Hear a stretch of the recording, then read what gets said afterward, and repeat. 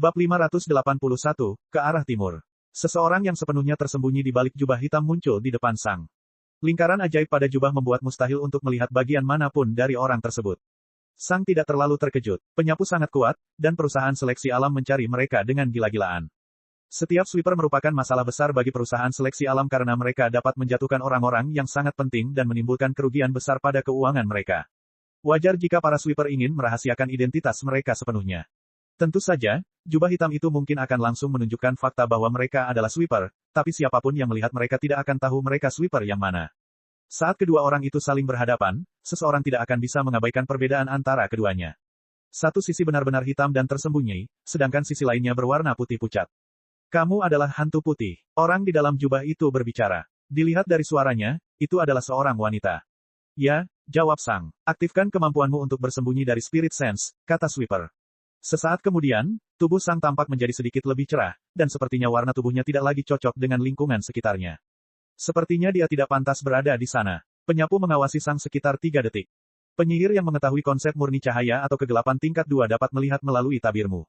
Seorang penyihir leluhur mungkin dapat memperhatikanmu tanpa mengetahui konsep yang relevan, namun mereka harus sangat tanggap dan berhati-hati. Hindari semua penyihir leluhur dan hindari penyihir terang dan kegelapan, perintah penyapu. Itu adalah rencanaku, kata Sang. Sang baru saja bertemu dengan penyapu, dan penyapu segera menjawab pertanyaan penting miliknya. Sang tidak pernah benar-benar mengetahui seberapa efektif kain kafan itu, dan dia tidak bisa mengujinya begitu saja karena dia akan mati jika ada yang memperhatikannya. Menurutku kita tidak akan bertemu penyihir luar angkasa dalam perjalanan kita, tapi kamu juga harus berhati-hati terhadap mereka, kata penyapu. Mereka bisa merasakan getaran ruang di sekitarnya. Sang hanya mengangguk. Penyihir ruang, waktu, dan gravitasi sangat langka dan semuanya merupakan bagian dari pasukan Kaisar Penyihir. Kami akan melakukan perjalanan ke wilayah Sky Lantern, sweeper menjelaskan. Lentera langit adalah burung yang kuat dengan afinitas angin dan cahaya. Kita harus melewati beberapa tempat berbahaya. Kamu harus mengikuti perintahku, kalau tidak aku tidak bisa menjamin kelangsungan hidupmu. Aku akan melakukannya, jawab Sang. Kalau begitu, kita akan mulai sekarang. Ikuti aku, kata penyapu sebelum terbang ke langit. Sang juga terbang ke langit, dan keduanya melesat ke arah timur. Perjalanan itu sunyi. Sweeper itu bergerak dengan kecepatan yang bisa ditangani oleh Initial Archmage biasa, yang sedikit lebih lambat daripada yang bisa dilakukan oleh Sang. Namun, Sang tidak memberitahu penyapu tentang hal itu. Dia tidak ingin terlihat terlalu mencurigakan. Jika Sang dapat melakukan perjalanan jauh lebih cepat daripada penyihir biasa, penyapu mungkin akan menanyakan beberapa pertanyaan sulit. Setelah terbang selama beberapa menit, penyapu berbelok ke kiri, dan Sang mengikutinya. Sang tidak tahu mengapa mereka mengubah arah, tapi dia menduga penyapu melihat sesuatu dengan indera rohnya. Tentu saja, jika penyapu menemukan binatang leluhur dengan indera rohnya, binatang leluhur juga akan melihatnya pada saat yang sama. Tapi selama dia segera mundur dari sense roh musuh lagi, dia bisa mempersulit binatang leluhur untuk mengejarnya.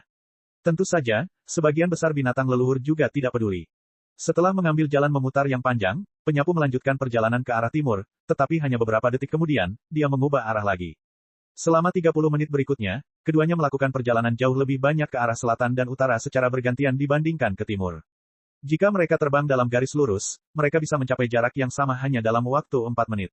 Sang tidak mengatakan apapun. Penyapu tahu cara menavigasi dunia luar lebih baik darinya, dan dia tidak akan mempertanyakan metodenya. Kami menghindari Archbeast, sweeper tiba-tiba mengirimkan pesan kepada Sang, meskipun dia tidak bertanya. Bagaimana bisa? Sang bertanya. Pertempuran melawan Archbeast, meski sangat singkat, mungkin akan menarik Ancestral Beast yang agresif. Melawan Ancestral Beast mungkin akan menarik Enforcer yang lewat. Jika Enforcer melihatku, kemungkinan besar Hamondreyla akan datang ke sini, jelas si penyapu. Sang tidak menunjukkan reaksi apapun, tapi dia pasti merasakan bahaya dan risikonya. Tentu saja, kemungkinan terjadinya semua kebetulan ini sangat kecil, tetapi jika hal ini terjadi cukup sering, maka kebetulan-kebetulan tersebut pada akhirnya akan terjadi dengan tepat. Meskipun sweeper mungkin bisa menangani Enforcer, jika Enforcer benar-benar berhasil menghubungi Hamondreyla, kemungkinan besar kematian mereka. Hamondreyla adalah salah satu dari 3 tuan penyihir dari perusahaan seleksi alam. Sweeper sangat penting untuk dibunuh bagi perusahaan seleksi alam sehingga kemunculan sweeper manapun dapat mengeluarkan salah satu dari 3 Magelord. Hamondreyla tinggal di kota besar dekat sebelah barat wilayah tersebut. Kota ini berjarak sekitar 200.000 kilometer dari lokasi Sang saat ini. Tentu saja, Hamondreyla memerlukan beberapa menit untuk mencapai tempat ini, tetapi dengan spirit sense dan kecepatannya yang sangat besar, dia dapat terbang dan memindai sekitar 100.000 kilometer. Sang tidak akan pernah bisa melarikan diri sejauh itu hanya dalam beberapa menit. Sweeper mungkin bisa melarikan diri, tapi kemungkinannya sangat kecil. Meski keduanya belum mencapai lokasi berbahaya, Sang sudah bisa melihat betapa berisikonya melakukan perjalanan melalui hutan belantara tanpa pemandu. Biasanya, kuil darah selalu memberi sang lokasi semua binatang berbahaya, dan dia bisa melakukan perjalanan dari satu tempat ke tempat berikutnya setelah merencanakan rutenya. Tapi segalanya berbeda sekarang. Bepergian tanpa pemandu seperti mencoba melewati labirin tanpa peta. Pasti ada banyak kemunduran, berbalik arah, dan mengambil jalan memutar. Sang tahu bahwa, tanpa penyapu, dia tidak akan pernah mencapai Raja Binatang. Jika penguasa di sekitar tidak mencarinya, dia mungkin bisa sampai ke sana dengan bergabung dengan karavan dan kelompok berbeda. Tapi tidak ada pertanyaan jika di dunia ini. Bab 582, Air Mata Realitas. Mereka berdua melakukan perjalanan selama beberapa jam lagi, namun mereka tidak membuat banyak kemajuan dibandingkan dengan waktu yang sebenarnya mereka tempuh.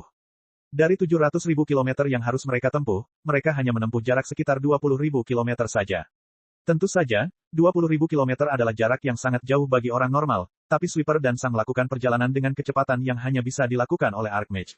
Kita akan mencapai perbatasan pemisah antara wilayah yang berbeda. Tiba-tiba Sweeper mengirimkan pesan ke Sang. Sang tidak bereaksi. Ya, ini semua adalah wilayah perusahaan seleksi alam, tapi ada wilayah berbeda di dalam wilayah mereka. Satu penegak bertanggung jawab atas banyak keluarga pengumpul, dan kelompok keluarga pengumpul ini membentuk wilayah mereka sendiri. Meskipun keluarga pengumpul di dalam wilayah penegak dapat dengan bebas bergerak, mereka tidak diizinkan memasuki wilayah penegak lain. Perbatasan pemisah dibuat khusus untuk menangkap siapa saja yang mencoba melintasi perbatasan tanpa izin. Ada beberapa lingkaran sihir dan penghalang di perbatasan, dan yang ini sangat buruk karena kedua penegak hukum tidak dapat berdiri satu sama lain, jelas penyapu. Jika ini hanya batas pemisah biasa, kita bisa berjalan melewatinya, tapi yang ini istimewa. Apa istimewanya itu? Sang bertanya. Alih-alih berbagi satu penghalang dan berbagi kendali, kedua belah pihak memiliki penghalang dan lingkaran sihir investigasi mereka sendiri, dan masalah terbesarnya adalah kedua penghalang itu bersentuhan dan bahkan ada lingkaran sihir investigasi di antara ruang kecil tempat mereka bersentuhan. Paranoia dan kebencian mereka satu sama lain membuat kami sulit menyeberang tanpa terlihat, jelas Sweeper. Mereka tidak tahu bagaimana kami bisa melewati seluruh perbatasan mereka tanpa ketahuan, tapi ironisnya, mereka mempersulit kami untuk melewatinya karena ketakutan mereka satu sama lain. Bagaimana cara kita lulus? Sang bertanya. Ada area kecil dan berbahaya di dekat tenggara sini, kata Sweeper. Tak satu pun dari kedua penegak hukum ingin terlibat dengan area tersebut, itulah sebabnya pertahanan mereka masing-masing mengelilinginya. Meskipun ada dua penghalang yang pada dasarnya saling bersentuhan di tempat lain, kedua penghalang di tempat itu dipisahkan oleh area berbahaya. Indra roh Sang melihat ke arah tenggara, tapi dia belum bisa melihat sesuatu yang istimewa. Dan kita akan melakukan perjalanan melalui itu. Sang bertanya. Penyapu itu mengangguk. Berapa lama Anda bisa berlatih sendirian sebelum Anda merasa harus melakukan hal lain? Si penyapu tiba-tiba bertanya. Kepala Sang menoleh ke arah penyapu. Aku harus tahu, tambah si penyapu. Bergantung pada jawabanmu, kita mungkin harus menghindari daerah berbahaya ini dan mengambil jalan memutar yang jauh. Sang tidak menjawab selama beberapa detik. Panjang, jawab Sang. 10 tahun, tanya si penyapu. Bukan masalah. 1 abad, bukan masalah. 1 milenium, bukan masalah. Dan bagaimana kamu mengetahui hal itu? Tanya si penyapu. Panjangnya tidak ada bedanya, jawab Sang. Kepala penyapu yang berjubah memandang Sang selama beberapa detik saat mereka terbang ke depan. Baik, aku akan mempercayaimu, kata penyapu. Kami menghemat sekitar 1 hari, tapi butuh beberapa tahun untuk mencapainya. Maksudnya apa? Pikir Sang. Tapi dia tidak bertanya tentang apa maksudnya. Dia mungkin akan segera mengerti maksudnya. Beberapa menit kemudian, Sang dan penyapu tiba di tempat yang tampaknya acak di antara kedua wilayah tersebut. Faktanya, tampilannya hampir sama dengan tempat lain, kecuali satu perbedaan. Kedua penghalang itu melengkung ke dalam di setiap sisinya, menghindari area kecil yang lebarnya hanya sekitar 10 meter. Itu saja, zona berbahaya itu lebarnya hanya 10 meter. Sang bisa melihat penyihir tertinggi berdiri di dekat penghalang di depan area berbahaya. Mereka mungkin adalah penjaga untuk memastikan tidak ada orang yang mendekatinya. Mereka hanya duduk di tanah dengan mata tertutup, hanya memeriksa semuanya dengan spirit sense mereka. Ini adalah kenyataan yang menyedihkan, jelas si penyapu. Ruang, waktu, dan gravitasi berada dalam kekacauan di sana. Air mata realitas yang berbeda memiliki keadaan ruang, waktu, dan gravitasi yang berbeda. Beberapa di antaranya sangat berbahaya. Beberapa di antaranya tidak menjadi masalah. Dan yang satu ini, Sang bertanya, agak berbahaya, tapi juga sangat mengganggu, jawab Sweeper. Ini menunjukkan konsep murni ruang tingkat 2, yaitu jarak, konsep murni waktu tingkat 1, yaitu akselerasi, dan konsep murni gravitasi tingkat 3, yaitu kompresi. Semua ini terjadi pada waktu yang sama. Singkatnya, 10 meter ini akan terasa seperti jutaan kilometer bagi kita, namun kita akan mampu melewatinya dalam waktu singkat. Artinya, tidak ada waktu sama sekali dari luar, tambah si penyapu. Bisakah kamu memasukkannya ke dalam angka? Sang bertanya. Dari sudut pandang orang luar, kami akan menempuh jarak 10 meter ini dalam waktu kurang dari 1 detik, tetapi bagi kami, ini seperti kami menempuh jarak jutaan kilometer selama bertahun-tahun. Jadi, Meski kita bisa menghemat 1 hari, kita perlu waktu bertahun-tahun untuk mencapainya. Sang bukanlah penggemar berat hal itu. Bukan karena Sang takut melakukan perjalanan melalui daerah tersebut tetapi karena dia takut akan umur panjangnya. Bagaimana dengan umur panjangku? Sang bertanya. Menurutmu mengapa penyihir waktu begitu populer di kalangan kaisar penyihir? Si penyapu bertanya balik. Jadi, ini tidak akan menjadi masalah. Sang bertanya. Umur panjang Anda tidak diukur dari kemerosotan atau usia tubuh Anda, namun dari seberapa lama waktu yang telah berlalu bagi dunia, kata Sweeper. Itulah pertama kalinya Sang mendengar hal itu. Artinya, jika saya menghabiskan waktu di lingkungan dengan waktu yang dipercepat, umur panjang saya tidak akan lebih cepat habis. Benar, kata penyapu. Namun, semakin cepat waktunya, semakin melengkung semua yang ada di dalamnya. Mana bergerak dengan aneh. Materi bergerak dengan aneh. Konsep tidak lagi masuk akal. Singkatnya, meskipun secara teoritis kamu bisa memperpanjang hidupmu dengan tetap berada di area di mana waktu berlalu lebih cepat, kamu tidak bisa menjadi lebih kuat di dalamnya. Oke, kata Sang, tapi mengapa Time Mage begitu populer? Refleksi, jawab penyapu. Dengan menciptakan lingkungan seperti itu, penyihir waktu dapat memberikan seseorang kesempatan untuk memikirkan kehidupannya dan merenungkannya tanpa membuang waktu. Semua orang teralihkan perhatiannya dengan mencoba menjadi lebih kuat, dan kami memandang waktu sebagai komoditas yang berharga. Namun dengan penyihir waktu, kami dapat menemukan cukup waktu untuk merenungkan kehidupan dan keputusan kami. Realitas yang terkoyak ini dapat merusak mental Anda, tetapi juga dapat membantu Anda secara mental. Saya, secara pribadi, menikmati melewatinya, kata Sweeper. Sang memperhatikan bahwa dia berbicara banyak tentang dirinya sendiri, yang agak tidak biasa bagi seorang penyapu. Dapatkah merenungkan hidupku membantuku menjadi lebih kuat? Sang bertanya. Jika ada masalah yang belum terselesaikan, ingatan yang tertekan, atau trauma yang belum terselesaikan, refleksi tenang dalam waktu lama dapat membantu menyelesaikan masalah ini, membebaskan pikiran kita dan memungkinkan kita untuk lebih fokus pada pelatihan kita. Atau itu bisa memperburuk keadaan. Tergantung orangnya. Penyapu menoleh ke Sang. Apakah kamu ingin melewatinya? Dia bertanya. Tentu. Bab 583, Waktu. Penyapu dan Sang menuju penghalang pertama. Sweeper mengeluarkan medali kompleks yang terlihat seperti barrier disruptors yang pernah digunakan Sang sebelumnya tetapi jauh lebih baik dan lebih maju. Dia meletakkan medali di penghalang dan mengucapkan beberapa nyanyian yang rumit. Setelah beberapa detik, sebuah lubang muncul di penghalang. Dan kemudian, dia mengambil pengganggu penghalang tingkat lanjut. Namun, lubangnya tetap terbuka. Ini cukup mengejutkan Sang. Biasanya, pengganggu penghalang harus tetap berada di penghalang karena mereka bertanggung jawab untuk mengalihkan aliran mana. Dengan membawanya pergi, mana akan mengalir sebagaimana mestinya lagi, menutup lubangnya.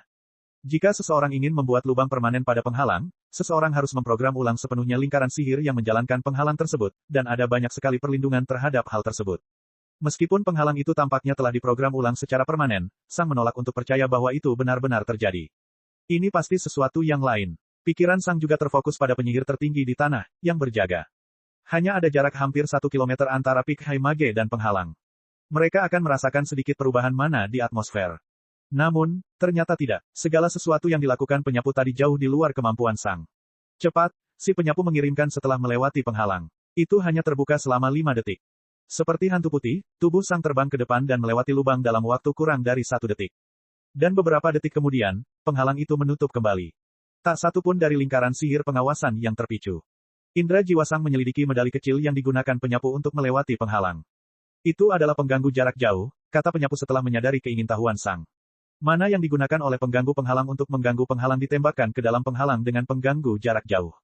Sesaat kemudian, penyapu melemparkan pengganggu jarak jauh ke Sang, yang menangkapnya. Wajah Sang menoleh ke remote disruptor di tangannya, dan spirit sense-nya menganalisisnya. Ada begitu banyak lingkaran sihir kecil di sana sehingga Sang bahkan tidak mencoba memahami cara kerjanya. Sang hanya memiliki pikiran seorang penyihir tingkat awal, dan dia berasumsi bahwa pengganggu jarak jauh ini berada pada level penyihir leluhur. Sang telah melihat pengganggu penghalang normal beberapa kali, dan dia dapat melihat cara kerja beberapa bagiannya, tetapi pengganggu jarak jauh ini terlalu rumit. Sedetik kemudian, Sang melemparkan kembali pengganggu jarak jauh. Sementara pengganggu penghalang normal perlu disesuaikan dengan penghalang selama pembuatannya, pengganggu jarak jauh dapat beradaptasi dengan segala jenis penghalang atau lingkaran ajaib, Sweeper menjelaskan. Selain itu, mereka tidak memerlukan mana khusus, dan saya cukup menggunakan mana saya sendiri untuk memberi daya pada mereka.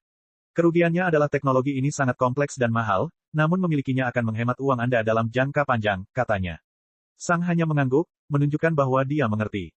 Sweeper menyingkirkan remote disruptor lagi dan berbelok ke arah timur. Setelah melewati penghalang, Sang dan penyapu sekarang berdiri di depan area yang sebagian besar terlihat normal. Di satu sisi, tidak ada bedanya dengan hutan di sekitar mereka. Tapi ada yang aneh dengan hutan ini. Sang tidak bisa menjelaskannya dengan jelas, tapi area ini terasa salah. Dia merasa tempat ini tidak seharusnya seperti itu. Jika Sang tidak mengetahui apa yang aneh dari area ini, dia tidak akan mengetahui mengapa semua ini terasa salah. Masuk akal jika tempat dengan waktu, ruang, dan gravitasi yang menyimpang akan terasa aneh. Kalau kita masuk, maju terus. Memang memakan waktu lama, tapi pada akhirnya kita akan sampai di akhir, jelas Sweeper. Karena percepatan waktu yang sangat besar, memasuki 1 milidetik lebih lambat akan menempatkan ribuan kilometer di antara kita. Ini berarti Anda akan sendirian di sana. Tapi kamu hanya perlu maju saja. Tidak ada yang lain. Sang mengangguk. Spirit Sense Sang dapat dengan mudah melewati area berbahaya, tetapi tubuhnya tidak cukup kurus untuk melakukan itu. Adapun Spirit Sense yang masuk ke area tersebut. Rasanya seperti itu berlangsung selamanya. Aku masuk dulu, kata penyapu. Kemudian, Sang melihat tubuh penyapu memasuki ruang di depannya. Dan keluarlah dari ujung yang lain dalam sekejap. Sepertinya dia telah berteleportasi. Sang hanya terdiam. Tiba-tiba, sesuatu terjadi. Sweeper dengan santai menggeliat. Sesaat kemudian, Sang merasakan indera roh penyapu menyapu sekeliling dengan ceroboh. Setelah itu, dia santai dan meletakkan tangannya di atas kepalanya. Dan melepas jubahnya. Rambut hitam pendek muncul dari balik jubah, dan wajah muda terlihat. Sweeper tampak seperti wanita muda berusia awal 20-an, dan dia memiliki penampilan yang riang. Di satu sisi, dia merasa seperti seseorang yang tidak terlalu peduli pada banyak hal dan hanya menuruti segalanya. Itu adalah wataknya yang acuh tak acuh. Sang tidak melakukan apapun untuk sementara waktu. Dia sangat bingung. Penyapu menarik napas dalam-dalam melalui hidungnya dan menghembuskannya melalui mulut yang tampak seperti relaksasi. Sepertinya dia baru saja keluar dari kamar mandi yang menenangkan. Sang tidak yakin apa yang harus dia lakukan. Hei, dia mengirimkan pesan setelah beberapa saat. WHOOOM. Dalam sekejap, jubah itu mengelilingi wanita itu lagi, dan domain kegelapan yang menakutkan mengelilinginya. Domain menakutkan itu melesat ke arah tempat dia baru saja merasakan transmisi suara itu, tapi area berbahaya itu menghalanginya. Karena itu, domain tersebut tidak menghasilkan apa-apa. Dia dengan cepat berbalik ke arah Sang. Dan dia berhenti. Semuanya berhenti selama sekitar 3 detik. Kemudian, semua mana kegelapan lenyap, dan semuanya kembali normal. Maaf, aku melupakanmu setelah sekian lama berlalu, dia menyampaikan dengan suara tanpa emosi. Aku tidak memperhatikanmu karena kemampuan anehmu, tambahnya. Tidak apa-apa, jawab Sang. Sekarang aku akan masuk. Pergi, jawabnya. Sang mengangguk dan memasuki air mata realitas. Bab 584, Kekosongan Abu-abu. Sang memasuki air mata realitas, dan segera setelah dia melakukannya, sekelilingnya berubah menjadi abu-abu.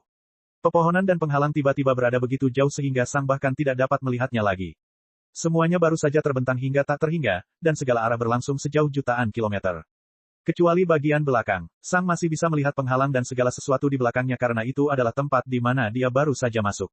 Atau, setidaknya, dia akan melakukannya. Masalahnya adalah, segera setelah rasa jiwa Sang meninggalkan air mata realitas, ia berhenti bergerak.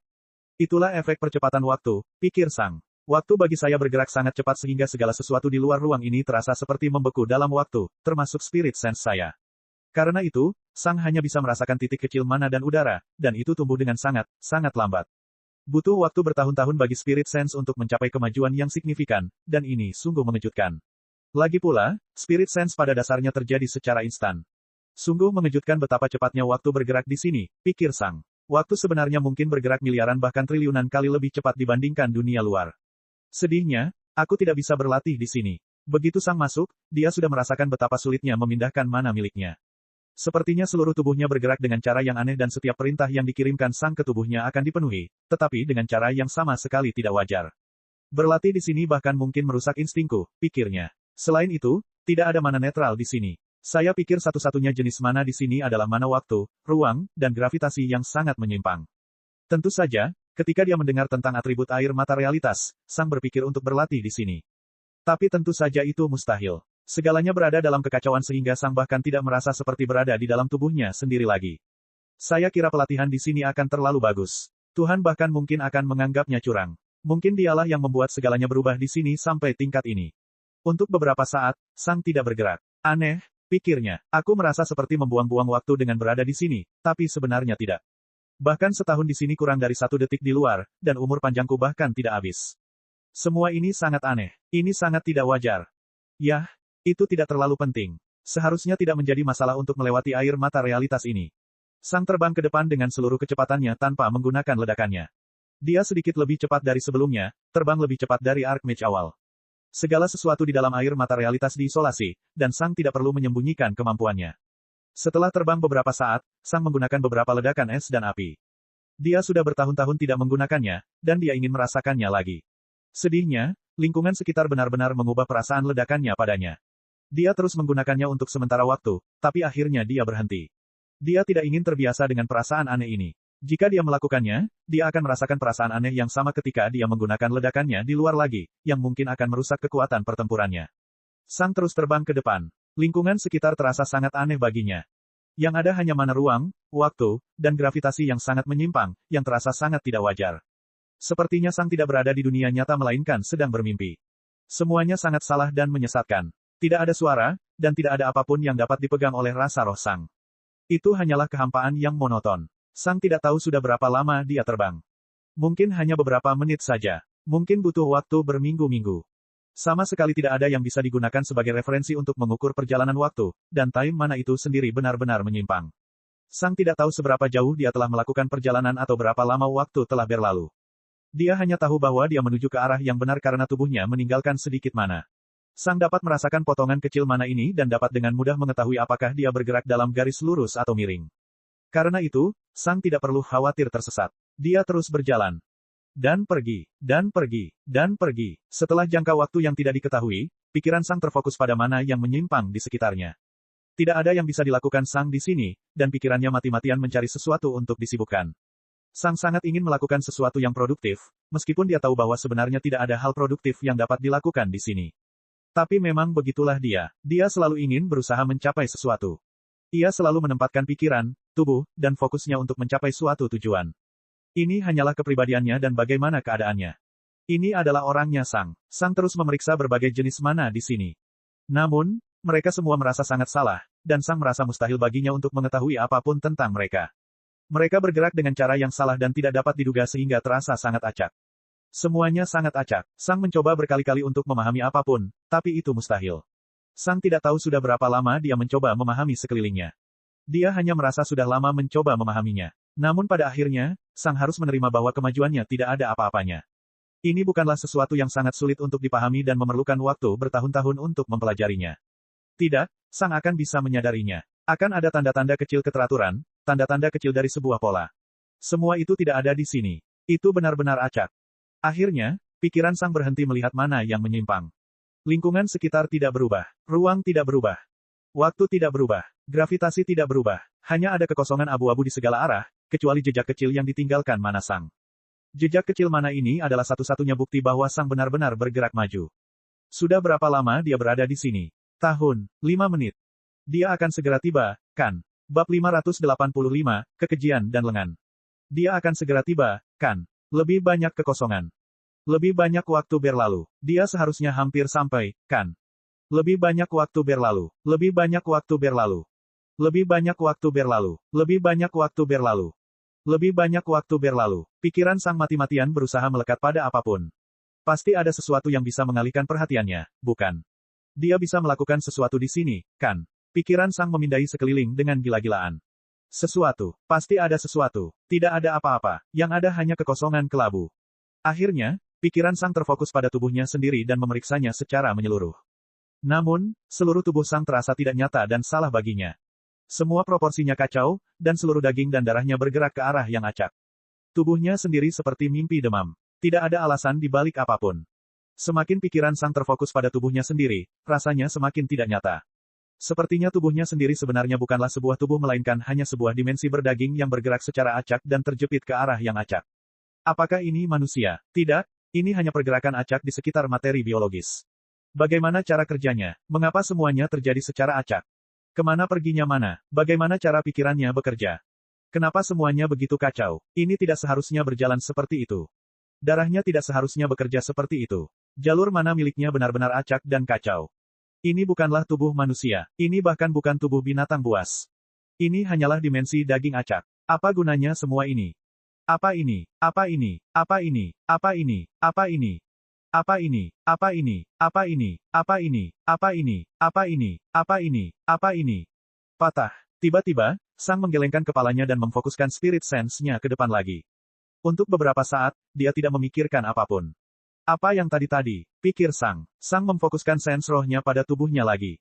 Pada pandangan pertama, Itu tampak normal, tetapi begitu dia lebih fokus pada hal itu, dia menyadari bahwa waktu, ruang, dan gravitasi yang menyimpang pada dasarnya mengacaukan segalanya. Namun begitu indera roh Sang menyelimuti seluruh tubuhnya dalam satu gambar lagi, semuanya tampak normal. Selama Sang melihat seluruh tubuhnya sekaligus, semuanya akan tampak normal. Namun, begitu dia melihat lebih dekat dan benar-benar mencoba mengikuti apa yang dilakukan tubuhnya, keadaan menjadi sangat kacau. Waktu, ruang, dan gravitasi yang melengkung masih berfungsi, dan meskipun segala sesuatu tampak bergerak ke arah yang acak, Sang, sebagai sebuah entitas, masih bekerja dengan sempurna. Aku tersesat dalam tubuhku sendiri, pikir Sang. Saya tidak menemukan alasan atau alasan terhadap ruang dan waktu di sekitar saya, dan saya menyerah. Namun, pada dasarnya saya melakukan hal yang sama dengan melihat tubuh saya seperti ini. Alih-alih kekosongan yang bergerak secara acak, yang terjadi adalah tubuhku yang bergerak. Tentu saja saya tidak akan bisa memahami apapun. Saya tidak dapat memahami waktu, ruang, atau gravitasi di tempat ini. Saya pikir saya memisahkan diri, pikir Sang. Mungkin bukan ide terbaik melihat tubuhku seperti ini. Spirit Sense Sang kembali fokus ke depan. Dan dia melanjutkan. Lebih banyak waktu berlalu. Lebih banyak waktu berlalu. Lebih banyak waktu berlalu. Aku ingin tahu berapa lama waktu telah berlalu. Lebih banyak waktu berlalu. Lebih banyak waktu berlalu. Pikiran Sang secara acak melihat sekeliling lagi. Hanya ada kekosongan di mana-mana. Aku ingin tahu apakah dunia akan jadi seperti ini jika kekejian menghancurkan segalanya. Apa yang akan kulakukan kalau begitu? Sang tidak yakin apakah dia sedang memikirkan sesuatu, tapi dia menduga memang begitu. Dia hanya tahu bahwa periode waktu acak telah berlalu setelah memikirkan hal itu. Tunggu, apa yang aku pikirkan? Sang tidak dapat menemukan jawaban. Oh, kekejian, benar, pikir Sang. Jadi, apa yang akan aku lakukan jika itu terjadi? Bagaimana jadinya? Sang merasakan pikirannya bekerja. Dia tidak yakin. Tujuanku untuk mencapai kekuasaan mungkin membuat semua ini menjadi kenyataan, bukan? Apakah aku akan baik-baik saja hidup di dunia seperti itu? Sang merasa seperti sedang memikirkan sesuatu, tapi dia tidak yakin. Akhirnya, Sang memusatkan perhatian pada lengan kirinya. Ruang dan waktu bekerja dengan cara yang aneh di sini. Lenganku terlihat sangat menarik. Pikiran Sang terus terfokus pada lengannya. Tunggu, bukankah aku sedang memikirkan sesuatu? Apa yang kupikirkan lagi? Lebih banyak waktu berlalu. Oh benar, kekejian. Pikiran Sang kembali terfokus pada kekejian, tapi sepertinya pikirannya sendiri berpikir dalam bahasa yang sama sekali berbeda. Sang tidak tahu apa yang sebenarnya dia pikirkan. Dia hanya tahu bahwa dia sedang memikirkan tentang kekejian, tapi tidak tentang apa secara spesifik. Sungguh aneh bagaimana aku masih bisa menggerakkan lengan ini meski waktu, ruang, dan gravitasi begitu kacau, pikir Sang sambil menatap lengan kirinya lagi. Sang memindahkannya ke atas dan ke bawah. Naik dan turun. Naik dan turun. Tunggu, bukankah aku sedang memikirkan sesuatu? Naik dan turun. Naik dan turun. Tidak masalah, pikir Sang sambil fokus pada lengannya. Indra rohnya melihatnya lebih dekat, dan pikiran Sang dengan cepat ditarik ke dalam dunia tubuhnya yang kacau lagi. Dagingnya bergerak secara acak. Itu tidak masuk akal. Spirit Sense-nya mundur dari tubuhnya dan melihat lengannya secara keseluruhan lagi. Namun, semuanya masih terlihat normal jika saya melihatnya dari sudut pandang makro. Untuk beberapa alasan, pikiran Sang kembali ke kekejian lagi pada saat ini. Kekejian? Ya, pikir Sang. Secara teori, ini bisa menjadi kenyataan jika aku menjadi lebih kuat. Selama aku semakin kuat, kekejian akan semakin kuat. Pada akhirnya, mereka akan memakan seluruh dunia, dan mungkin inilah hasilnya. Pikiran Sang mulai memikirkan sesuatu lagi, tetapi Sang tidak tahu apa yang sedang dipikirkannya. Naik dan turun, naik dan turun. Sang terus fokus pada lengannya. Lalu, lengan kiri Sang berhenti bergerak. Perlahan, tangan kanan Sang berpindah ke lengan kirinya. Yang besar masuk akal, tapi yang kecil tidak masuk akal. Jadi, bagaimana jika saya membuat yang besar semakin kecil? Kapan hal ini tidak lagi masuk akal? Kuku Sang menusuk kulitnya dan mulai mengikis sebagian dagingnya. Bab 586, sangat menarik. Sang perlahan-lahan mengikis sepotong daging panjang dari lengan kirinya dan melihatnya dengan spirit sense-nya. Dia memindahkan potongan daging yang berdarah itu ke tangan kanannya. Itu tampak normal, tapi begitu spirit sense-nya melihat masing-masing komponen dari potongan daging ini, hal itu tidak lagi masuk akal. Sing merobek bagian itu lagi dan melihat kedua komponen yang lebih kecil. Itu masih masuk akal. Dia menyatukannya, dan itu masih masuk akal. Akhirnya, Sang membuang salah satu bagiannya karena dia hanya membutuhkan satu. Dia merobeknya dan membuang salah satu bagiannya lagi. Itu masih masuk akal. Dia melakukan hal yang sama lagi. Dan lagi, dan lagi. Setelah beberapa kali, potongan daging itu menjadi sangat kecil sehingga Sang hampir tidak bisa merobeknya lagi. Tapi itu masih masuk akal. Sang melihat ke lengannya lagi, yang sudah sembuh sekarang, tapi bagian lengannya yang berukuran sama dengan potongan daging yang dibawanya tampak sama sekali tidak masuk akal dalam skema besar. Sepotong kecil daging itu masuk akal secara keseluruhan, tapi jika menempel di lengannya, itu tidak masuk akal. Aneh sekali, dan sangat menarik. Tunggu, bukankah aku sedang memikirkan sesuatu? Waktu berlalu. Aku yakin aku sedang memikirkan sesuatu yang penting, kan? Waktu berlalu. Kekejian, benar. Dunia ini mungkin suatu hari akan menjadi persis seperti ini jika aku menjadi lebih kuat. Pikiran Sang mulai memikirkan lagi hal-hal yang tidak dapat dipahami oleh Sang. Kemudian, Sang kembali meraih lengannya. Aku ingin tahu kapan lenganku tidak lagi bisa masuk akal. Seberapa kecil hal itu agar tidak masuk akal. Tangan kanan Sang kembali bergerak ke arah lengan kirinya. Dia memasang kukunya lagi di lengan kirinya. Dan dia mundur. Sepotong besar daging dipotong, dan Sang membuangnya. Lengannya mengeluarkan banyak darah, dan dia merasakan sedikit kesakitan. Perasaan sakitnya cukup menarik. Tidak ada apapun yang bisa dia pikirkan dalam kehampaan ini. Tidak ada stimulus apapun. Tapi perasaan sakit ini begitu cerah. Dalam kehampaan, perasaan sakit ini seperti bintang terang. Sang memeriksa rasa sakitnya. Apakah dia menyukainya? Tidak. Apakah dia ingin merasakannya? Tidak. Tapi itu sangat menarik. Pada saat yang sama, lengan Sang mulai pulih, dan Spirit Sense Sang tertarik dengan proses tersebut. Lengannya masih masuk akal, dan bahkan ketika sudah tumbuh, tetap masuk akal. Bahkan ketika menyusut, hal itu tetap masuk akal. Tapi begitu Sang fokus pada masing-masing komponen lengannya, semuanya berhenti masuk akal. Itu seperti sekumpulan lingkaran yang membentuk persegi sempurna. Tidak ada hubungan antara kedua hal tersebut. Ruang, waktu, dan gravitasi begitu menyimpang sehingga semuanya hancur. Aneh sekali, Sang merobek jari telunjuk kirinya dan perlahan-lahan meremukannya dengan tangan kanannya. Melihat jarinya berubah menjadi bagian kecil dari daging, tulang, darah, dan kulit namun tetap masuk akal sungguh aneh. Spirit Sense Sang terfokus pada jarinya yang tumbuh kembali. Kemudian, dia menggerakkan jari telunjuk kanannya ke tunggul yang tumbuh kembali dan menggaruk bagian tengahnya. Reseptor rasa sakit Sang berteriak padanya, tapi dia tidak mempedulikannya. Sang melihat jarinya tumbuh kembali dari arah yang berbeda sekarang. Itu sangat menarik. Sang memperhatikan jarinya tumbuh kembali dengan terpesona. Di saat yang sama, rasa sakitnya juga hilang. Kesunyian. Ketiadaan. Bukankah aku sedang memikirkan sesuatu? Sang fokus pada lengannya. Apa yang kupikirkan lagi? Tangan kanan Sang berpindah ke lengan kirinya. Dan dia merobek kulit lengannya menjadi beberapa bagian hingga tidak ada lagi kulit yang tersisa. Reseptor rasa sakit Sang berteriak padanya. Tapi itu sangat menarik. Tidak ada apapun yang bisa melekat pada pikiran Sang di sekitarnya. Namun, rasa sakitnya begitu terasa. Itu adalah satu-satunya hal yang bisa menjadi fokus Sang. Sweeper mengatakan bahwa ini adalah tempat yang bagus untuk memikirkan kembali pilihan seseorang dan berdamai dengan masa lalunya. Namun hal itu tidak terasa menarik bagi Sang. Jauh lebih menarik dan menarik untuk mendengarkan rasa sakit dan melihat lengannya tumbuh kembali dari berbagai bentuk dan ukuran. Sang memperhatikan lengannya menumbuhkan kembali kulitnya. Dia menyaksikannya menumbuhkan kembali sarafnya. Dia menyaksikannya menumbuhkan kembali tulangnya.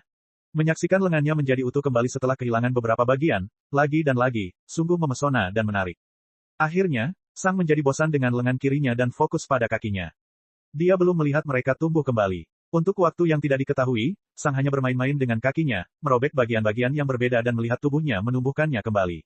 Pada titik tertentu, Sang bosan dengan kakinya. Dia melepaskan jubah putihnya dan memusatkan perhatian pada tubuhnya. Dia menciptakan celah dan mengeluarkan semua organnya. Menarik sekali melihat semua hal yang biasanya ada di dalam tubuhnya dari luar. Seiring berjalannya waktu, Sang merasa rasa sakitnya sudah berkurang. Itu tidak lagi menarik. Mungkin itu tidak cukup kuat. Jadi, tangan Sang menyentuh wajahnya. Benar saja, segalanya menjadi menarik kembali. Ada banyak hal yang harus dilakukan dan dicoba. Itu sangat menarik. Tunggu apa? Sang tiba-tiba berhenti bergerak maju dan berhenti melakukan apapun yang baru saja dia lakukan. Baru saja, Spirit Sense-nya berhenti bergerak maju, dan dia merasakan sebuah celah di depannya. Oh, ini akhirnya. Pikiran Sang terfokus pada keluarnya air mata realitas. Akhirnya, pikirnya sambil menghela nafas panjang. Aku merasa hampir gila di sini. Sejujurnya, lain kali, aku harus mengambil jalan memutar. Aku tidak tahu apa yang salah dengan penyapu sehingga dia dengan sukarela masuk ke sini. Dia mungkin benar-benar gila. Sang menarik napas dalam-dalam dan memanggil pakaiannya lagi. Tubuhnya sudah pulih sepenuhnya. Aku tidak ingin merasakan hal seperti ini lagi. Dan kemudian, Sang meninggalkan air mata realitas. Bab 587, Mau Abadi. Sang menenangkan diri dan keluar dari air mata realitas. Bersinar, Sang muncul di luar, dan untuk sesaat, segalanya membuatnya kewalahan. Ada begitu banyak hal di sekelilingnya. Dia tidak terbiasa melihat begitu banyak hal dengan spirit sense-nya. Ayo lanjutkan, kata penyapu. Baginya, belum sedetik pun berlalu sejak Sang memasuki air mata realitas. Baginya, itu seperti seseorang yang mengambil satu langkah ke arahnya. Tentu saja, Dia tahu bahwa Sang baru saja melalui perjalanan terisolasi selama bertahun-tahun, tetapi aura Sang tampak normal dan stabil. Dia tampak tidak berbeda dari sebelumnya. Sang hanya mengangguk tanpa berkata apa-apa. Dia hanya ingin melupakan apapun yang terjadi di reality tier. Sweeper menggunakan remote disruptor miliknya pada penghalang, dan mereka berdua meninggalkan area berbahaya. Setelah melewati penghalang, Sang dan penyapu terus terbang ke arah barat. Penghalang yang baru saja mereka lewati adalah penghalang terjauh yang pernah dilewati Sang sebelumnya. Mulai saat ini, dia akan memasuki negeri yang belum pernah dia masuki sebelumnya. Perjalanan kembali ke kecepatan sebelumnya. Penyapu terus berjalan ke kiri dan ke kanan untuk menghindari segala tingkah laku binatang, dan Sang hanya mengikuti. Meskipun Sang belum pernah ke sini sebelumnya, area tersebut tidak tampak berbeda dari area lainnya, seperti yang diharapkan. Iklimnya sama dengan pepohonan yang sama dan binatang yang sama. Keduanya tidak berkomunikasi selama perjalanan. Rupanya, penyapu tidak keberatan Sang melihat penampilannya, tapi itu juga sudah diduga. Sebenarnya tidak ada yang bisa dia lakukan, meskipun dia keberatan. Apa yang harus dia lakukan? Bunuh dia. Misinya adalah untuk melindunginya, dan jika Sang meninggal selama itu, dia harus membayar banyak ganti rugi ke kuil darah. Jadi bagaimana jika dia melihatnya? Itu tidak membuat perbedaan. Lagi pula, dia juga mengenal wajahnya. Keduanya melanjutkan perjalanan selama beberapa jam dan melewati perbatasan lain. Melewati perbatasan itu jauh lebih mudah dibandingkan sebelumnya. Kemudian, mereka melewati perbatasan lain. Saat ini, mereka telah melakukan perjalanan selama setengah hari, dan Sang berasumsi bahwa mereka saat ini berada lebih dari 50.000 km jauhnya dari cabang. 50.000 km hanya dalam setengah hari. Itu adalah jarak yang sangat jauh untuk ditempuh hanya dalam setengah hari, dan bahkan lebih gila lagi jika seseorang mempertimbangkan fakta bahwa mereka melakukan perjalanan ke kiri dan ke kanan sepanjang waktu untuk menghindari binatang buas daripada dalam garis lurus. Saat itu, Sang membutuhkan waktu lebih lama untuk melakukan perjalanan sejauh itu sendirian. Saat itu, dia harus menunggu rombongan yang cocok untuk bepergian, dan dia bahkan perlu mendapatkan uang untuk membiayai perjalanannya. Sang juga tahu bahwa, jika dia bepergian sendirian, dia mungkin sudah meninggal. Pergi keluar untuk seseorang yang berada di bawah alam penyihir leluhur sangatlah berbahaya, terutama bagi seseorang dari kuil darah. Selama 10 jam berikutnya, tidak ada hal penting yang terjadi. Mereka terus melewati perbatasan demi perbatasan sambil menghindari binatang buas. Kita akan segera mencapai daerah berbahaya berikutnya, tiba-tiba penyapu itu mengirimkan pesan ke Sang. Apa yang harus aku waspadai? Sang bertanya. Tidak banyak. Ini lebih merupakan sesuatu yang harus aku tangani, jawab penyapu. Di sebelah utara adalah markas pusat operasi perusahaan seleksi alam. Pimpinan perusahaan itu tinggal di sana, dan kita tidak boleh pergi kemanapun dekat dengannya. Selain itu, ada lebih banyak orang yang mengawasi dan berpatroli di sekitar. Ini adalah markas para penegak, dan 80% dari mereka tinggal dan berlatih di sini. Sementara saya yakin bisa menghindari hampir semua indera roh penegak, aku tidak begitu yakin dengan kemampuanmu. Sang tidak memprotes karena dia benar. Oleh karena itu, kita harus mengambil jalan memutar yang jauh ke arah selatan. Masalahnya adalah kita akan memasuki wilayah yang merupakan alasan utama mengapa basis utama operasi perusahaan seleksi alam ada di sini. Wilayah Eternal Maw, kata Sweeper. Sang akrab dengan gelar itu, tapi dia tidak menyela dan membiarkan penyapu terus berbicara. Eternal Maw mungkin adalah Beast Lord yang paling kuat di wilayah perusahaan seleksi alam. Walaupun hampir semua Beast Lord memperkecil ukuran mereka, Eternal Maw melakukan hal yang sebaliknya dan menjadikan dirinya sebesar mungkin. Eternal Maw adalah cacing raksasa yang memiliki afinitas terhadap bumi dan kegelapan. Kami tidak yakin seberapa besar ukurannya karena perusahaan seleksi alam tidak pernah mempublikasikan dimensinya, tapi kami memperkirakan mulutnya saja yang lebarnya 5 km. Kami punya tidak tahu berapa panjang keseluruhan cacing itu. Meskipun ia mengabaikan penyihir leluhur dan binatang leluhur yang lebih lemah, ia secara agresif mengejar yang lebih kuat. Oleh karena itu, dilarang keras bagi penyihir leluhur menengah atau yang lebih kuat untuk mendekati Maw Abadi. Jika salah satu dari mereka terlalu dekat, Maw Abadi akan menghancurkan wilayah yang sangat luas dan memakan orang tersebut. Itu bukanlah masalah besar. Jika seseorang mati, itu masalah mereka. Masalahnya adalah Maw Abadi berpindah lokasi dengan melakukan perjalanan menuju mangsanya, yang berarti bahwa penyihir leluhur yang lebih kuat bisa memasuki indera rohnya. Maw Abadi kemudian akan mengejar penyihir leluhur itu, dan lebih banyak penyihir leluhur yang akan muncul di dalam indera rohnya. Petik 2. Singkatnya, jika Eternal Maw bergerak, setiap penyihir kuat dalam radius lebih dari 100.000 km mungkin akan mati karenanya. Itu juga termasuk cabang kita. Sang membayangkan seperti apa jadinya. Cacing yang sangat besar hanya bergerak ke satu arah, rahangnya cukup lebar untuk menelan Storm Eagle dengan mudah. Tentu saja, lanjut sang penyapu, bahkan jika Maw Abadi mengabaikan cabang-cabang kami tetap tidak ingin hal itu merusak perusahaan seleksi alam. Tanpa perusahaan seleksi alam, kami tidak akan mempunyai urusan apapun di sini. Kita harus melewati pertahanan dan melakukan perjalanan antara pertahanan dan sens roh Maw Abadi. Itulah satu-satunya cara untuk membawamu melewati tempat ini. Kita tidak boleh terlalu dekat dengan pertahanan, atau mereka mungkin melihat kita, dan kita tidak boleh terlalu dekat dengan Mau Abadi, atau dia akan membunuhku, meninggalkanmu sendirian di lokasi ini. Saya rasa saya tidak perlu memberitahu Anda apa artinya hal itu bagi Anda. Bab 588, Tugas Kecil. Sang dan penyapu melakukan perjalanan ke arah tenggara selama 1 jam lagi. Akhirnya, keduanya melambat dan berhenti. Kamu tetap di sini. Aku akan mencari-cari sebentar, kata penyapu. Sang hanya mengangguk. Sang penyapu menghilang, dan Sang hanya menunggu. Sang tidak tahu pertahanan apa yang ada di depan mereka, tapi mereka mungkin tidak lemah. Sekitar 10 menit kemudian, penyapu kembali. Saya menemukan tempat bagus yang bisa kita lewati. Orang yang menjaga tempat itu memiliki afinitas bumi, dan dia tampaknya tidak terlalu perhatian, kata penyapu. Sang hanya mengangguk lagi. Keduanya terbang ke arah selatan selama beberapa menit dan berhenti lagi. Saat ini, Sang dapat mengetahui bahwa lingkungan di sekitarnya berbeda lagi, dan lingkungan tersebut berbeda dalam artian yang mengingatkannya pada area 23. Mana bumi dan kegelapan dari Mau Abadi telah mencapai tempat ini. Karena melepaskan begitu banyak mana dianggap sebagai provokasi di antara binatang buas, hampir tidak ada binatang leluhur yang berani melepaskan mana seperti ini.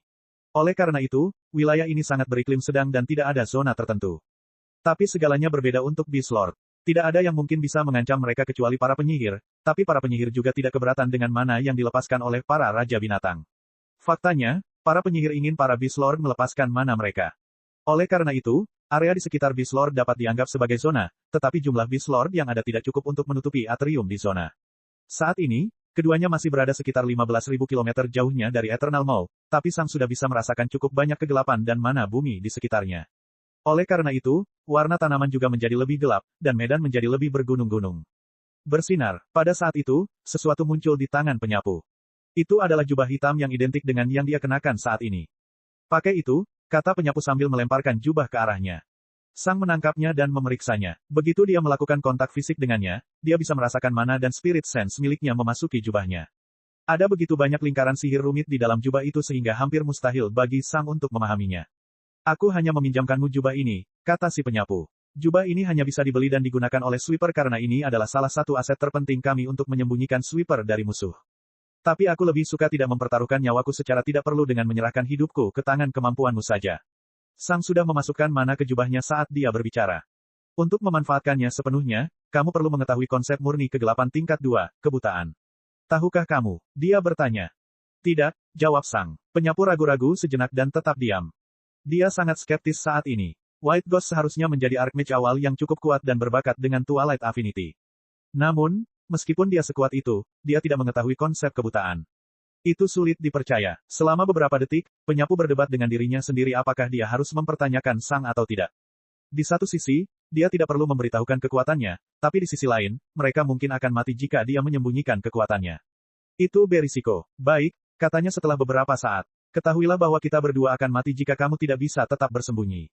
Jubah itu juga akan membantumu dalam menggunakan kemampuan apapun yang kamu gunakan untuk bersembunyi dari spirit sense orang lain. Sang mengenakan jubah dan menggunakan kain kafan. Dia tidak merasakan perbedaan apapun. Sedikit lebih baik, kata si penyapu, tapi tidak banyak. Penyapu hanya bisa menghela nafas. Saya hanya berharap ini berhasil. Setelah itu, keduanya melakukan perjalanan ke arah timur. Sang dengan cepat menemukan penyihir leluhur dengan indera rohnya, tapi dia sengaja tidak melihat ke arah mereka. Makhluk yang kuat bisa merasakan indera roh makhluk yang lebih lemah.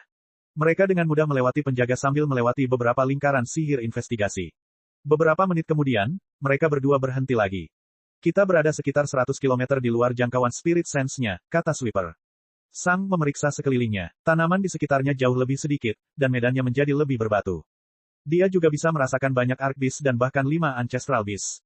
5 binatang leluhur. Sang jarang memasuki kisaran 1, tapi sebenarnya ada 5 di dalam jangkauan spirit sense-nya saat ini. Terlebih lagi, Sang merasakan cukup banyak Archmage. Para Archmage bertarung melawan Arc Beast dan mengumpulkan tanaman dan biji berharga. Ini bukanlah sesuatu yang mengejutkan. Bagaimanapun, dengan bahaya datanglah kekayaan. Wilayah Eternal Maw mungkin sangat berbahaya, tapi ada banyak binatang buas dan harta karun yang kuat di sini. Selama tidak ada orang yang terlalu berkuasa yang berjalan-jalan, tidak akan ada masalah apapun. Saya tidak tahu persis seberapa jauh kita dari Mau Abadi, kata penyapu. Bisa jadi 10.500 km. Bisa jadi 20.000 km. Apalagi saya tidak bisa mengeceknya karena mencari tahu berarti mati. Saya tidak membutuhkan Anda untuk melakukan apapun, tetapi jika Anda ingin membuat perjalanan ini tidak terlalu berisiko, saya punya tugas untuk Anda, kata penyapu. Tugas apa? Sang bertanya. Aku tidak bisa memeriksa di mana rasa roh Mau Abadi berakhir, tapi kamu bisa, katanya. Itu tidak akan menyerangmu. Kau ingin aku tetap dekat dengan rasa roh ibu abadi? Sang bertanya. Bisa dibilang ya, jawab penyapu. Pertama, aku ingin kamu melakukan perjalanan menuju rahang abadi. Pada titik tertentu, kamu akan bisa merasakan indera rohnya karena ia tidak berusaha menyembunyikan dirinya sama sekali. Kamu juga akan menyadari bahwa kamu tidak akan menemukan satu pun binatang leluhur di sana lagi. Ada banyak binatang leluhur di sekitar bagian ini, tapi tidak akan ada satu pun di dalam rasa roh mau abadi. Segera setelah kamu tahu di mana tempatnya, kamu bisa kembali dan memberitahuku. Aku hanya perlu tahu seberapa jauh kita saat ini dari spirit sense-nya. Apakah kamu siap untuk itu? Bab 589, Ular. Sang tidak ragu-ragu lama-lama. Oke, katanya. Penyapu itu mengangguk. Para hewan leluhur tidak berani bertarung terlalu banyak. Mereka semua bisa merasakan kekuatan rahang abadi di kejauhan, dan mereka takut akan menarik perhatiannya dengan bertarung. Para Archbeast tidak terlalu keberatan karena mereka tahu bahwa mereka tidak akan menarik perhatian Eternal Maw. Kamu mungkin harus melawan beberapa Archbeast, tapi kamu harus cukup kuat untuk menghadapi sebagian besar dari mereka. Jika salah satu dari mereka terbukti terlalu kuat, kembalilah ke Spirit Sense-ku, dan aku akan menanganinya untukmu. Kamu seharusnya bisa bertahan untuk sementara waktu dengan Mana Step dan Mana Shield, kata Sweeper. Sang hanya mengangguk. Aku akan menunggu di sini, kata penyapu. Tanpa berkata apa-apa lagi, Sang terbang ke arah timur. Berkat Spirit Sense-nya yang besar, dia bisa menghindari hampir semua Archbeast yang kuat tanpa masalah. Tentu saja, dia memasuki banyak indera roh dari binatang leluhur, tapi seperti yang dikatakan penyapu, mereka hanya diam di tempatnya. Selain itu, Sang masih mengenakan jubah yang diberikan oleh penyapu, yang semakin membantunya untuk tetap bersembunyi. Sang melanjutkan perjalanan selama beberapa menit. Karena dia tidak perlu menghindari setiap binatang buas, dia tidak perlu berjalan zigzag dan cukup pergi ke arah timur dalam garis lurus. Saat ini, penyapu tidak lagi berada dalam indera roh Sang.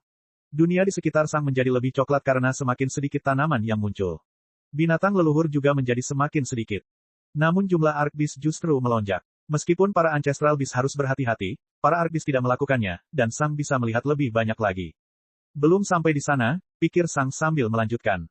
Tiba-tiba, naluri Sang mulai berteriak padanya. Sang tidak bisa melihat binatang apapun yang menyerangnya, tapi dia merasa seperti sedang diserang.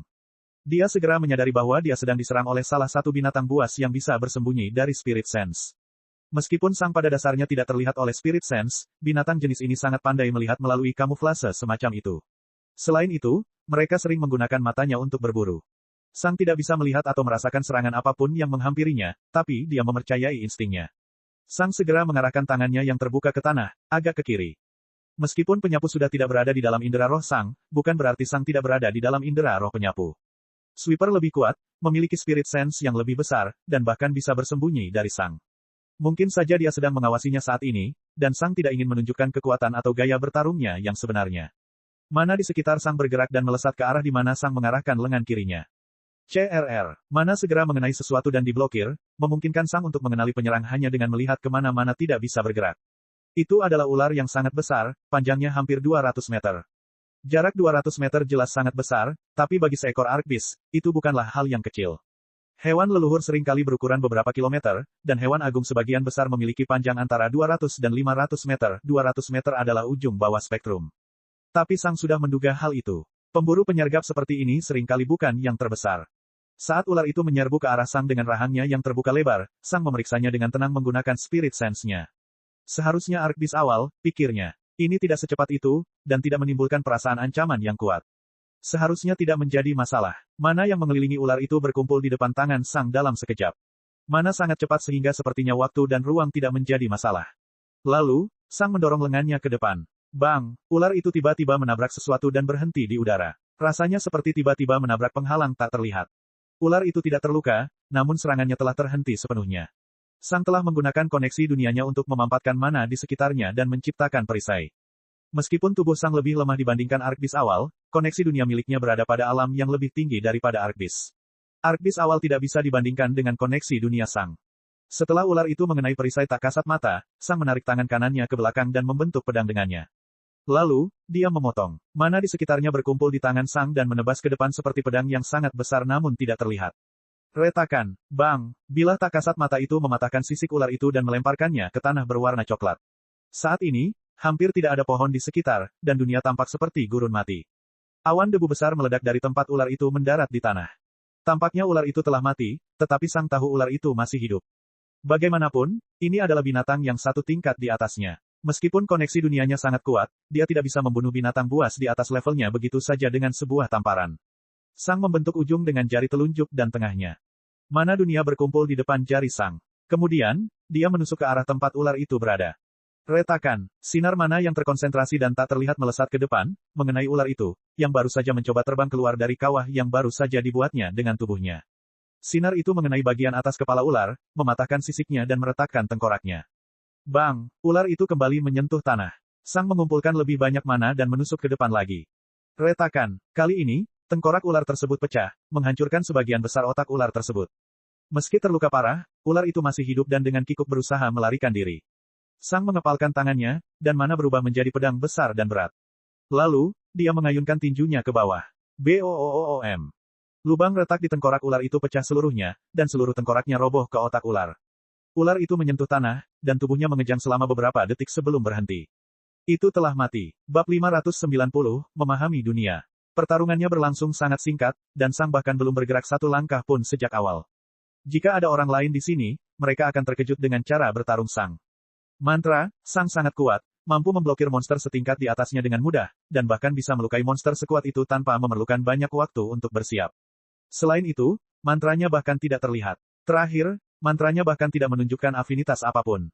Tidak ada seorang pun yang tahu elemen atau afinitas macam apa yang digunakan Sang untuk membunuh musuhnya. Mantranya tidak terlihat dan tidak menunjukkan tanda-tanda afinitas apapun. Meski begitu, ada satu kemungkinan. Apakah Sang memiliki afinitas ruang atau gravitasi? Seperti inilah bentuk serangan dari orang-orang seperti ini, bukan? Tentu saja, tidak seorang pun akan terhibur dengan pemikiran bahwa Sang menggunakan sesuatu yang bukan sihir. Tapi ada satu hal yang jelas. Tidak ada yang bisa mengetahui affinity Sang seperti apa dan mantra macam apa yang baru saja dia gunakan. Dan sambil menyembunyikan kekuatan aslinya, Sang berhasil membunuh binatang buas yang satu tingkat di atas dirinya. Satu-satunya hal yang dia lakukan adalah meniru gerakan berbeda dari berbagai negara dan membuat mana di dunia bergerak dengan cara ini. Blok pertama telah dibuat oleh Sang, menirukan negara pedang kolosal miliknya yang memblokir serangan.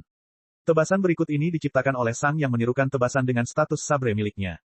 Tusukan ke depan diciptakan oleh Sang yang menirukan tusukan dengan long sword stat miliknya. Dan terakhir, serangan berat diciptakan oleh Sang yang menirukan serangan habis-habisan dengan great sword stat miliknya. Sang telah menggunakan ilmu pedang untuk membunuh ular itu, tapi dia tidak menggunakan pedang. Dia hanya membuat dunia bertingkah seolah dia punya pedang. Sang mengantongi mayat itu dan terus terbang ke arah timur. Pada titik tertentu, dia seharusnya bisa merasakan rasa roh mau abadi. Akhirnya, tidak ada lagi Ancestral Beast di depan Sang, tapi jumlah Arc Beast hanya bertambah. Sang sepenuhnya fokus pada instingnya saat dia melanjutkan perjalanan. Saat ini, tidak ada lagi tanaman yang terlihat di tanah, tapi ada juga sesuatu yang cukup menarik. Ada banyak Archmage. Para Archmage sedang menjelajahi tanah untuk mencari segala jenis biji atau harta karun. Di satu sisi, semua ini mengingatkan Sang pada Wasteland di Storm Eagle Zone di area 23. Saat ini, Sang tidak lagi berani terbang di tempat terbuka. Tidak ada lagi tanaman besar yang menutupi dirinya, dan jumlah Archmage terlalu banyak. Meskipun Sang tidak terlihat oleh indera roh mereka, dia masih terlihat oleh mata mereka. Seperti hantu, Sang melayang sedikit di atas tanah sambil melanjutkan perjalanan ke timur. Dan kemudian, dia langsung berhenti bergerak. Baru saja, Sang seperti melangkah ke dunia yang berbeda. Karena Sang tidak melihat dunia dengan matanya tetapi dengan spirit sense-nya, dia melihat dunia dengan sangat berbeda dari manusia normal. Sang pada dasarnya melihat dunia sebagaimana. Pepohonan adalah campuran kompleks mana bumi dan air, dan Sang juga dapat melihat semua bagian mana yang meninggalkan pepohonan karena metabolismenya. Tanahnya terbuat dari berbagai bentuk tanah, air, logam, dan bahkan mana api. Semua kombinasi kompleks ini memiliki bentuk dan perasaannya masing-masing. Bisa dibilang, semua kombinasi berbeda yang membentuk berbagai bentuk materi ini memiliki warna yang berbeda bagi Sang, dan dia juga bisa melihat warna-warna ini perlahan memasuki lingkungan sekitar. Hampir setiap materi memberikan sedikit mana ke lingkungan sekitar. Bisa dibilang, orang bisa membayangkan ini seperti sebuah batu di sungai yang diberi cat. Saat air melewatinya, warnanya pun perlahan tersapu mengikuti aliran sungai. Hal ini terjadi pada segala sesuatu di sekitar Sang, dan itulah cara dia memandang dunianya. Dan saat ini, semua itu tiba-tiba berubah. Semua aliran kecil warna ini tidak lagi memasuki lingkungan sekitar tetapi mengalir ke arah selatan tenggara.